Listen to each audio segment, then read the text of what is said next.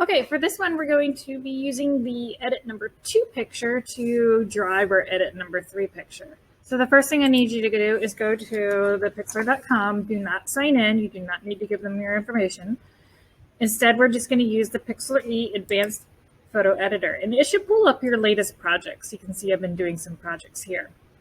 The first thing I want to do is I'm going to open up edit number 2. If you can't find edit number 2, let's see, it's good. I'm going to deselect really quick.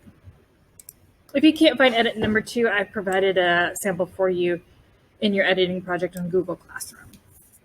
Okay, so we're going to learn a couple skills here today. First of all, I want to introduce you to this idea of layers. Now, with layers, the cool thing about layers is you want to imagine a photograph here and a photograph behind and a photograph behind there. If you have multiple layers, you can mess with some layers and not mess with other aspects of the picture. This is a really important tool. So the first thing we want to do is we want to learn the features of the layers. Automatically, when you have a picture, you pull up a picture, it's called your background picture. Okay.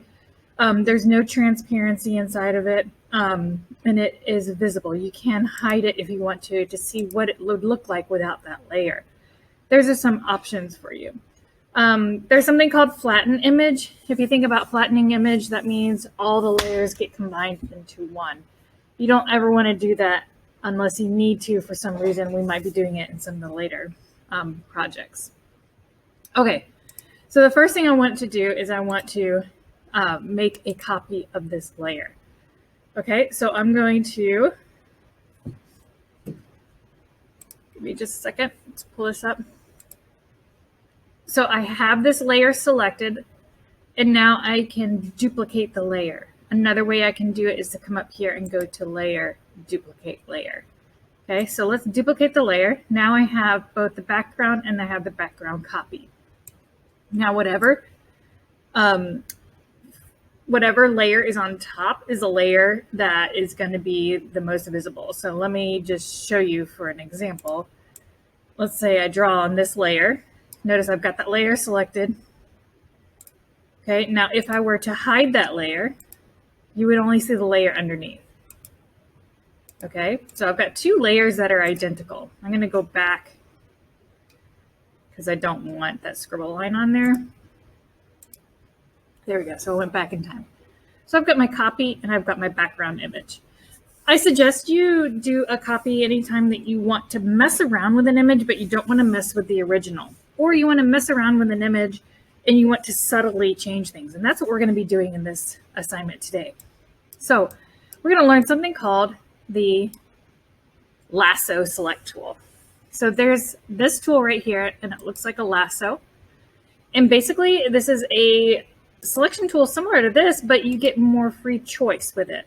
Okay, if you wanted to outline his head, or if you wanted to outline this picture here, which is what we're going to do today. So I'm going to do this all in my copy layer. And I don't want the free choice one because the free choice one will not give me straight edges. And what I'm trying to copy here are straight edges. So I'm going to actually use the polygon. And when you do a selection tool, you have to start and end in the same location. So let me show you. I click once here, and notice I can drag it to any direction I want. I'm going to click again on the corner, and then I'm going to click here, this corner, here, and then back to the beginning. Once I get it back to the beginning, it will make that complete. Now, the reason I didn't want to use the rectangle select tool is because this is actually slightly slanted, and your picture might be as well. So I have a lot more ability here. I do want to show you there are some times when kids start making a selection and then like, oh my gosh, I want to get out of this selection. How do I get out of this?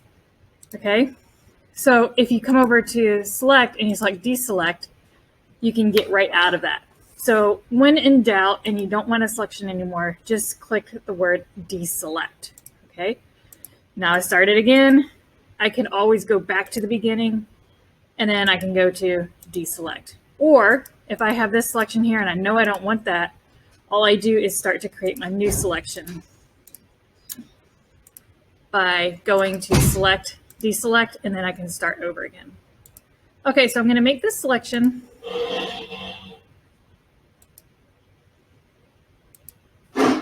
Finish it right here.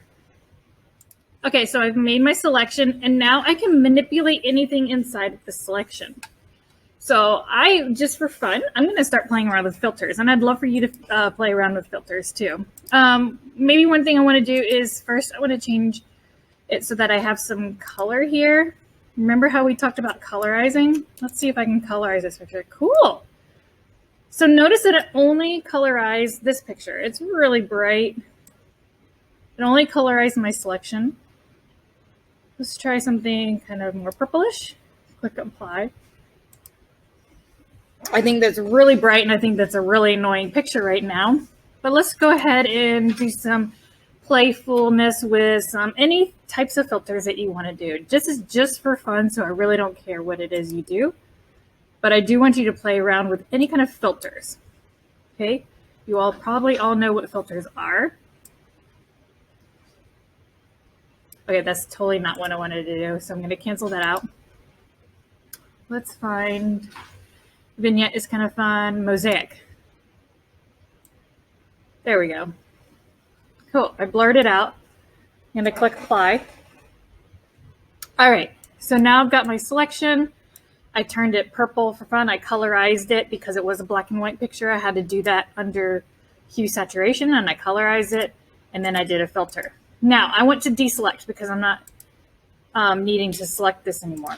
I think that this is a little bit too bright for me, right? I think it's too much. So my next step I want to teach you to do is how to merge these two layers so that this is more subtle. Okay, so this is the copy, which is on the top layer. What I could do is move this behind, and I don't see it anymore, right? If I still select this image right here, if I select the top image, what if I change the opacity on it? Okay, the transparency, so that this image below begins to emerge. Look at that. So the cool thing about doing this is I can subtly start to merge the image below. I think that I like it somewhere in between. So he's a little bit mosaic. So that's a really nice and simple way for you to blend two layers together. I like it. It's ready to go. I'm going to go ahead and save this picture. I don't like to flatten my images unless I absolutely have to. But when you do save it as a JPEG, it will automatically flatten it for you. Now remember, we're going to change this to edit number 3 and download it. Don't forget to turn this into Google Classroom, and then you'll be finished.